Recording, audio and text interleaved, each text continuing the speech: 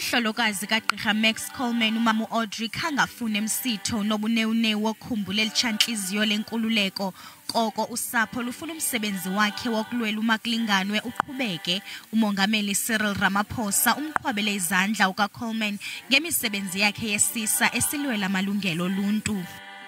It was a cause to which he dedicated his life, a life we remember here today with both fondness and with pride. There is much that can be said about Max, of his courage, of his steadfastness, and of his commitment to uplifting the people of this great country. Unyana wakhe uNeil uthi nangona uyise wayevuyela ukufumana inkululeko kwelizwe loMzantsi Afrika kodwa ebengonelisekanga konke indlela elizwe liqhuba ngayo.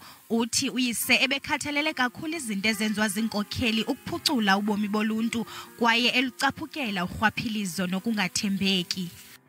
The best way to honor Max and his generation of principled comrades, the Sisulus, the Tambos and others who rose from the crucible of struggle, is to develop a new generation of servant leaders, leaders whose mission it is to serve and not benefit personally from their positions.